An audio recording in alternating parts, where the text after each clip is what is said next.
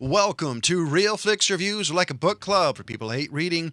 This week's our theater pick, so we did It 2017. We did Lores Season 1, Episode 1. This week we have Jonathan Charney, James Stevens, and hello, Ryan Preston.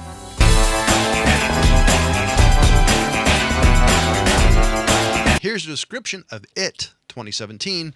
A group of bullied kids band together when a shape-shifting monster, taking the appearance of a clown, begins hunting children. And in the spirit of transparency, I was still moving this week and did not get a chance to see the movie. Because he's a terrible human being. I have way too much shit. He's a horrible person. I'm going to jump into this one. You know, I was not one of those people that was traumatized by It. I was actually traumatized by different movies before I saw It as a kid. But I want to know what movies he was traumatized by. This didn't bother me at all. The one thing that always did bother me, for me, it was a letdown when they finally told you what It actually is. What, in general? Yeah, just in general. I was like, really, this is kind of lame. But I actually got to say, I like the way that they did this one because it's like every 30 years it resurfaces, and that's kind of the plot of the movie. 27. Yeah, whatever. Shut the hell up. Nobody's talking to you. So anyways. His math is like a spelling. He rounds up. I think it's 26. Wasn't it 26, Ryan? I don't think it's 27. 27. All right, whatever, whore. So I thought that was a well-played move by them. So they have the clowns show up every 26, 27 years, depending on who you talk to, apparently. I'll say 30. So I don't give a shit. Does it actually go through these kids' lives as they grow up? No. Well, they kind of hint that they're going to. Now, and they did that with the first one. Does this have any continuation? These are the same. No, this is the same story, just different. Oh, okay. People. So it's just basically a copy of the first one. Because I was hoping it would have continuation somehow with the first one somehow. No, they did hint that they will be doing it again as like a sequel with this one. But they did that with the original one. The original movie, not the book, was broken up into two parts. I've never read the book, but I imagine like the book was, you have the kids and then you have the adults. They all come back to the town 27 years later to sort of reface the demon monster, etc. But they're absolutely going to do a second one because they've only told half the story so far. Yeah. So before we continue too much on Ryan, according to IMDb, it's 30 years, Ryan. So what's your rating, James? 30 years. James? 30 years. What? What's your rating? I'm giving this one a 4. Okay. Sorry, Ryan. I figured we should get James's. And according to IMDb, it's 30 years, Ryan. And according to IMDb, it's 27. That's adorable. So, I'm sorry, Ryan. Continue before James I keeps thought you were getting a rating you. from him. Are we getting a rating from Ryan? Yeah, but I wanted him to continue on his point. Oh, okay. I'm waiting. My point about there's definitely going to be two movies. Yeah. Yeah. Well, that was the end of that point. So, no. See, like this was that movie, or the original It was that movie that fucking freaked me out as a kid. You know, like I think it was one of those that my cousins forced me to watch. I was probably 3 years old and was just like, oh shit, clowns. I guess I'm scared of that now. It all changed for me when I got a little older and I saw Rocky Horror Picture Show. Because once you've seen Tim Curry dancing around in drag, it kind of takes the magic away from It. Makes you because that's all I see in my mind is a garter belt, you know, and those platform boots. I'm not sure what that says about you when your first thought is thinking about his lower region. I mean, that's. Have you seen Labyrinth? I try not to. Have you seen how sexy his legs are in Rocky Horror? I mean, come on. Why? Well, I mean, when you shave them. You know. I love Tim Curry, just not that way. I'm not saying Tim Curry's legs in Home Alone 2. Oh, good point. Actually, I really like Tim Curry. But anyway, I fucking love Tim Curry, and I think his It was really, or his Pennywise rather was really fantastic. It was the rest of that movie that was kind of weird. Tim Curry kind of meh. Tim, Yeah. so what's your rating on it? We're talking about the This new one. one to me, I mean, for four and a half. I mean, Four and this a half. thing was really kind of above and beyond the Call of Duty for this fucking So story. I The bring this kids up, were but awesome. Go on. Sorry, but before we start, I wanted two things. Is one, Tim Curry, who was the guy in the original. He played a better creepy character than anybody. It doesn't matter the type of creepy or the type of evil. I think he did it better, pretty much than more than anybody. Yeah. There's very few He people. creeped me out in Home Alone 2. Just Yeah. saying. I think there's very few people who could just naturally creep you out by saying hello. I want to throw this out because Sorry, there's one other I thing. get what you're going at. And that's what I want to address. Get there. Hurry up. I was going to Why are you say taking so long? I wanted Are to you done? see what your guys' opinion was comparing both Pennywises. Well, that's where I'm going to get to. We've already done. We did actually. This guy's name, Bill Skarsgård, is who played the new Pennywise. He actually is related to Alexander Skarsgård from True Blood. We already did a show with him. Or the one that. God damn it! Why am I drawing a blank on? I got to pull this thing up. It was one of the shows that I actually kind of liked. Why the hell isn't the first? With thing? Alexander or Bill? Yeah, with Bill. Hemlock Grove. Yes, Hemlock Grove. He played the vampire guy in there. That was the Netflix one. Yeah, and we did this like pretty close to a year ago, and he played kind of a creepy character in this one, in that one as well. So I actually think I enjoyed his Pennywise more than Tim Curry's. So is he like Oh, the new? I absolutely did.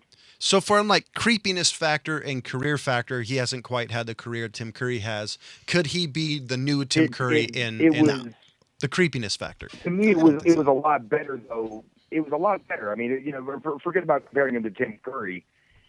I mean, it was definitely a creepier thing. But it really is creepier than Tim Curry. But Well, I'll put it this way. it was better that he was unknown. That's what I was trying to say. Well, yeah, I'll go with that as That too. I didn't know anything about this dude. Well, what was the Because for whatever the makeup in this thing was just bloody amazing. so on the presentation of the character itself? What was the difference in the creepy factor? I'll go with this one. I would say Bill Skarsgård's Pennywise was more animated than Tim Curry's, and Tim Curry's was more of a Like malevolent? yeah, I would say a malevolent, creepy factor. Ryan? This one, I mean, it's the same character, It is. so but it's almost hard to compare how they were trying to play. They were both trying to play creepy. What it comes down to me, I guess, for is probably the makeup and the voice. You both put enough creepy into it for sure. But Yeah. Tim Curry was dealing with, literally some face paint, and they went all out with some crazy prosthetics with this one. yeah, they did. They actually did a great job on it. And there was a lot of people giving him shit for his little dancing thing. Well, I thought it was fun. Oh, that I was enjoyed my it. favorite part. Yeah. I'm That like, why was are my people so favorite pissed part. off? It was legit creepy. Yeah. Everything he did was legit creepy. So a little bit of a spoiler alert. Of course, if you're watching this show, you obviously know that. So what was his dancing? It was just kind of like a little shuffle thing, but it was in a Yeah, throughout the it was movie, kind of a was that- throwaway. no, it was just one part. Oh, okay. But The whole thing is psychological warfare. Yeah. To these kids. So him doing the dancing thing was just another layer on the creep factor. yeah, Okay. No, that makes sense. yeah, Then there was at least a reason behind the dance. yeah, yeah. So yeah, Well, it was just like, holy shit, that's creepy. yeah, So I would say it would be like Willy Wonka and the Chocolate Factory, how everything he did had a reason to add a twist or Well, a depth to as the character Ryan type said, of thing. and this is what I'll explain to you since you haven't seen it, is that it was psychological warfare. So he did a different thing to each kid based on their own personality. Like they didn't okay. realize Even more that than they Willy were Wonka. all seeing Pennywise until they kind of started like being like, this kind of happened. Oh, that happened to me too. Did you see this Yeah. type thing? So And then when some of them haven't, seen it, and then they get really Yeah. fucked with. Man, some of those kids it's are going to be just scarred. for it. messing with their own mind. So they're not sure that everyone's seeing this clown, and they're not sure that everyone's seeing these weird things happening. They think it's only them. Like there's one scene where the girl's in the room, and the whole thing gets covered in blood, and she thinks she's the only one that can see it. And then the other kids come in, and she's like, "You can see this?" They're like, "Yeah, we can see it. Let's help you clean it up," type thing. And that's kind of like where the bonding, and they're like, "Oh, we all kind of mesh and become our own little team, and we can take this thing on together." Yeah, see, that's the thing, man. I am such a sucker for the kids in the town realize something's going on and it's up to them to stop it. Now, fun fact about this, actually, which I didn't realize. I was reading some stuff on it before this. The Duffer Brothers, okay, originally were vying to get this as their next project. The studio didn't want them to do it because they were inexperienced. So, to me, in my mind, the way I interpret this, in a real fuck you move, they don't want to make Stranger Things at like a $10 billion. Yeah. Which I so like, oh, we don't have enough experience. We're gonna bank off the 80s too, and send this out to ether. We're just gonna do our own thing and have it be better than yours. Yeah, I mean, I gotta throw it out to them. Stranger Things is amazing. They could put It's Pennywise amazing. in And they that stole series, one and of it the wouldn't actors. surprise me. Yeah. Wow. Yeah. So So final point and then rating. all right. All in all, I think if I had a choice between showing somebody, introducing them to the It basically franchise, because it kind of basically is, I would show them this one over the original. Why? Just because I think, as Ryan said, they were able to kind of basically take the concept and refine it this round. I mean, there is a lot of good stuff with the original one, and you can show them that one. But I think if it was somebody who hadn't seen it or doesn't know anything about it, I would have them watch this one first. So kind of the way I'm interpreting it is they did the first one. They already kind of know how to do it. So they basically take that one and then make something new. Yeah. And I would say on this factor, I know Stephen King did have some influence in this one. It's not even like what he did with The Shining, where Kubrick put out the amazing one, then he put out a shit one. I think they're both really good. I just think this one is more refined. And rating? I'm sticking with a 4. 4.5 or 4? I'd stick with a 4. Ryan, final point and rating. Sticking with the 4.5, it's damn near a perfect movie for what it is. You know what I mean? For a horror movie to be this good, like a good movie, not just a bunch of people died and I got some jump scares.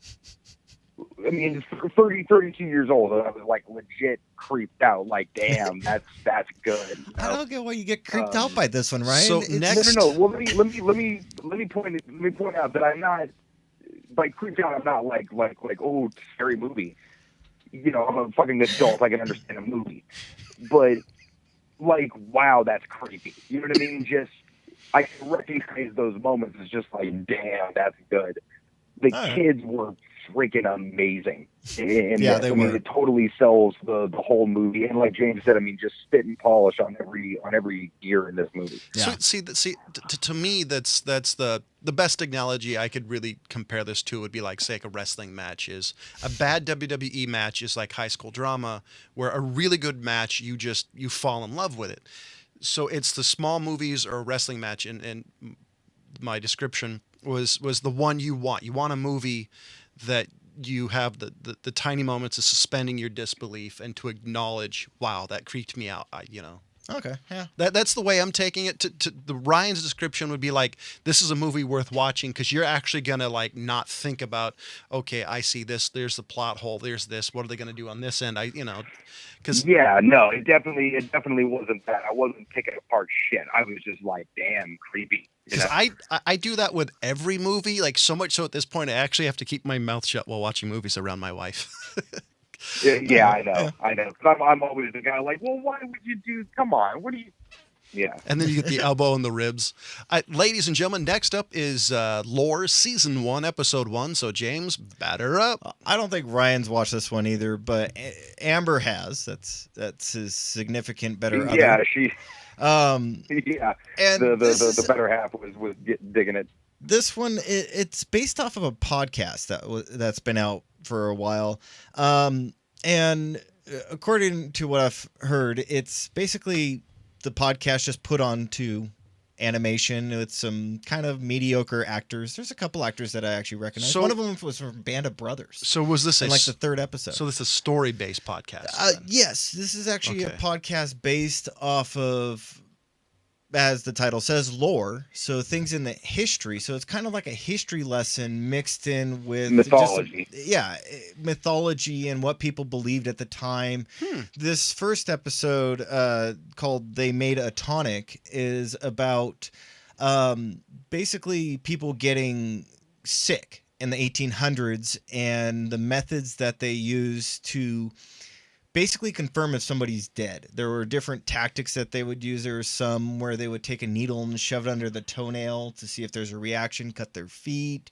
There was also other techniques where they would take basically a little basically it's kind of like a winder, but it's got blades in it, and it would just basically cut into you. And if you reacted, they would assume that you're still alive. So if there you was get no punched in reaction, the they put face them on any of these, they know you're there. yeah. So that's basically what the first episode was about. I actually think it's an interesting show. I'm actually kind of impressed that the guy who put it out as a podcast actually got picked up by Amazon, is actually making a good profit off of this. Do you think there's going to be a second season? I think there will. I think they're going to keep it for a while. See, the thing I like so far about Well, Amazon, much to more me, than the thing I like about Amazon a lot more than Netflix is Amazon seems not to be hedging their bets as much as Netflix. So they'll just say, okay, here's 3 or 4 episodes of this. If you like it, we'll make more. If not, well, this is all you're going to get. I like that approach to filmmaking because, as in like The Tick, you're going to get something that's good, where Netflix will say, get lost. Well, the thing about well, they both take their chances equally, but I'm just kind of thrilled that podcasting and something like that is taken off, because it's almost brought back kind of the old school theater of the mind. I mean, huddling around the radio, listening to Little Orphan Annie or what have you. It's a unique platform to do those things on, and you've realized that people have tuned in to these really long form storytelling type of things. I'll Radio Lab, or So what? Hold on. Podcast on the Left, or My Favorite Murder. I mean, there's a lot of content. Or Real out there Flix that people Reviews. are digging into. So I mean, just, hold on, just know how one. many podcasts there are. We have a fucking podcast. So one second. Basically. Ryan, one of the things Ryan's talking about, if you look on the internet, it's called Old Time Radio. Go to internetarchives.org, type in Old Time Radio. The most famous one that I'm aware of, there's a couple, but the one most people heard of is Dragnet. It's with Jack Webb. Check it out. You'll see far as what Ryan's talking about on Radio the Mind. You're not even going to throw in any of the Western Yeah, well, ones? There was yeah, a ton of Westerns that were... Yeah, I but was most of say, them... man, Well, if you want to go Western, What- there's Tales of the what- Texas Rangers. There's Gunsmoke. You want a comedy, there's Fib McGee and Molly, which is I think was one of the biggest ones. I just didn't want to get down the rabbit Cisco hole. Kid wasn't that a radio show? Yeah, and then there was the Silver, whatever, God. The Lone Ranger. The Lone Ranger, thank you. I knew But- Lone Ranger, Yeah, right? the Lone Ranger. Dragnet is But in the any one case, that is... it's a new form that people are getting back into. I mean, just this sort of digital radio. Yeah. The on your way to work or at the gym. I mean, but taking those stories and doing something a little, just throwing a little bit of, they don't need that much money. No. So I think places like Amazon and Netflix are taking these really awesome chances, and it's gonna get us back to good stories. Not just cookie cutter shit. I completely agree. That's one of the reasons I really love what Amazon's doing, because I think they're willing to take more of a chance, because realistically, who's going to take a chance on a podcast? I mean, even if it gets a huge audience, that may not necessarily translate to from audio to a video. With that being said, ladies and gentlemen, you can catch us on Facebook.com/RealFlixReviews. You can also catch us on iTunes, Podbean, Stitcher, and more. So we have some movie news today. The first official Deadpool 2 poster is released. Yeah. It's Deadpool in front and Ryan Reynolds, Deadpool in the back. I I think that's what that is. That's what it looks like. Which is cool. Have you guys watched any of the new Star Trek Discovery? Yes. That seems. Nope. Have you, Ryan? I haven't had a chance. No. That seems to be hitting it big, which is interesting because it's not on traditional mediums at all. It's online only, and I think you have to have a pass for CBS to watch it, unless you watch in another means. I'm not saying shit. I actually really dig it. It's actually vastly becoming one of my favorite Star Treks. Because that's something I do want to watch, which I'm looking forward to. And another piece of interesting news, and I'm waiting to see what they do with it. Amazon, it was just announced yesterday, apparently won the rights to Lord of the Rings. From what I've heard, it will be covering everything that Peter Jackson's Lord of the Rings won't cover, which is actually quite a bit. Yeah, but so wait yes a second. and no. Wasn't it Tolkien's son who didn't want Jackson to use like the Silmarillion and all of the extra works? Yeah. Yeah. So is he allowing Amazon to do That's that? what I'm wondering. Is Silmarillion going to be involved? See, this is the thing. I haven't read more into it. I've read a couple of stories, and all of them were just basically the basic announcements of it. All right, is Sean Bean going to be involved? For a short while. I fucking hope so. For like an episode. So I'm kind of hoping, I don't know how well they do. I'd love for them to tell the whole story. I mean, because you've got Peter Jackson's, but this would allow you to go in depth a little bit more and cut. I don't know. I'd love to see it. My main question is the telling of Aragorn. How are they going to do that? Because the main differences between the book and the movie is where he got the sword. And where he gets the sword is extremely important to that character. And that's the one part that really bugs me about He didn't have some random lady throw it at him. Here, catch! I just wanted a fish. I was only here to catch a fish, not a sword, you damn woman. Now I'm the king. Damn it! Again! And Thor Ragnarok is still #1 on the box office or really high up. I want to see it, but I'll probably wait till it's on VHS, DVD. Name your medium. That's fucking awesome. So is it worth seeing in theaters? Not that I'm actually going to get a chance to. Oh, shit, yeah. It's fucking cool as shit. It's a fun damn movie. That's awesome. And in a piece of movie news that I actually found on Sunday, I thought it was interesting. In 2002, there was going to be a Return to Castle Wolfenstein film. Now, apparently, the last thing, according to Wikipedia, on November 2nd, 2012, Roger Avery has signed on to write and direct the film. I find this interesting because it would be another movie killing Nazis. So, but the thing with Wolfenstein, it's always gone more, depending on which game you're talking about, more into the mysticism thing they were into, which is what I want to see. I want supernatural. It's a total supernatural story. You can't separate the two. And that's what I'd love to see, because you have Inglourious Bastards, you have other movies, but I want to see one that's a dark, gritty film that's more realistic in that world, talking about the mysticism they were getting to. I think that would be kind of a Well, cool. you said this was Roger Avery, right? Yeah. Okay, well, that's the same dude that did Beowulf. Really? So, yeah, I think, yeah. He's one of the writers of fucking Pulp Fiction. Now, the last time, this is on 2012, so I didn't actually look it up. I don't know if this is in development hell. I don't know if he's still involved in it, but it gave me hope. I haven't played the latest release of Wolfenstein. The previous one was fun. Didn't get to finish it. I don't know. I'm excited. I'm for anything that's going to tell, more Nazi killing stuff, honestly. Hey. You might just get Das Bucha. So, Murder on the Orient Express and Daddy's Home 2 battle for box office behind Thor. I really want to see Murder on the Orient Express. Yeah, me and the old lady are going to see it this weekend. And I didn't know Daddy's Home had a sequel. I did. I didn't care. That's all I got to say. I just want to know, why did they make a sequel? Was the first one that I don't know. good? So, speaking of sequels. Because fucking Mark Wahlberg and Will Ferrell together are comedy gold. The first one was funny. I really don't have interest in watching the second one because I know it's just going to be insane. But them and other guys, they're going to make 35 movies together, and I'll watch all of them. So, Universal's Illumination Entertainment, they're the ones that put out Despicable Me. I just want to know why they're doing the Super Mario Brothers. Can somebody explain that to me? Is there some person from our era who remembers the crappy one from the Saturday morning? I miss you, Bob. Chomping at the bit for this. I really miss Bob. This just makes me miss one of my favorite actors. Yeah.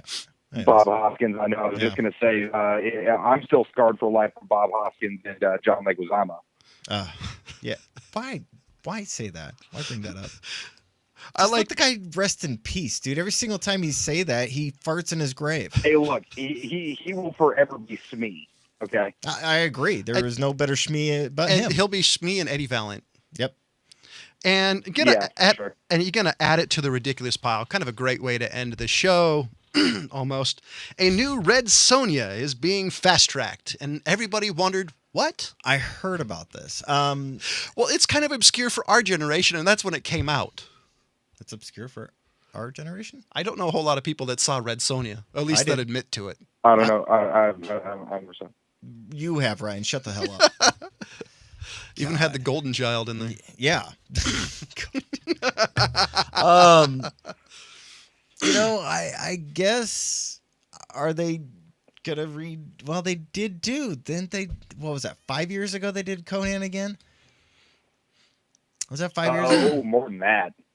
Anyways, but I mean, the Conan Didn't that got put out wasn't bad, but it was like, why? It was unnecessary.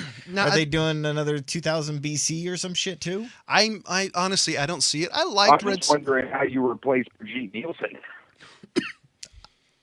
I don't know. I mean, are they pulling some MMA out there? Is Gina coming up? I mean, I don't think Gina Carano's tall enough.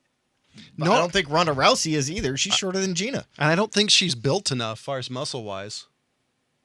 But even the original Red Sonja wasn't that built. I mean, neither was Lucy Lawless. This is true. It's yeah. So I mean, I just don't get it. I don't know. In honestly, this is in the world of like female empowerment movies. I don't see how this would add anything to it. Wonder Woman does. Great, strong female character. Matter of fact, even the actress is pretty badass. Yeah, they had to go for an Israeli to find one. I don't understand Red Sonja. I mean, because everything I've seen in the comic book, she's an MMO character. She's basically half naked, armor, killing people. Yeah, it's a guy movie, so I don't know. I'm not interested in it. I didn't like the original one that much, and I thought it was entertaining. I really didn't like any of the Conans either. Yeah, I liked the Conans because they're mindless entertainment. The first one's better though. But you own Beastmaster too. Come on. I'm the wrong person to ask. Yeah, apparently. don't even bring that up, dude. I mean, of all the ones to pick out of that era, you picked Beastmaster. Are you shitting me? So I mean, he's got his like two little fighting sticks that go into his staff. I mean, come on. And he has his fighting ferrets. Yeah. So, ladies and gentlemen, next week's my pick, and I was thinking, what would be a great movie to break into the start of the holiday season? So I decided to do Aliens 2. So yeah. By the way, find that connection. And what's the TV show? Is Amber nearby? No. Damn it. She was supposed to be my backup on this. We were talking about this earlier. Miss Fisher's Murder Series. No, let's do Murdoch Mysteries, Episode 1, Season 1. It's on Netflix. So, ladies and gentlemen, Ryan gave it 2017 a 4.5 out of 5. James gave it a 4 out of 5. We are doing Aliens. Technically, it's Aliens, but it's Aliens 2. Yeah. Well, and we're doing Murdoch Mysteries, Episode 1, Season 1. For Jonathan Charney, James Stevens, and Ryan Preston, as always, thank you for listening. Goodbye.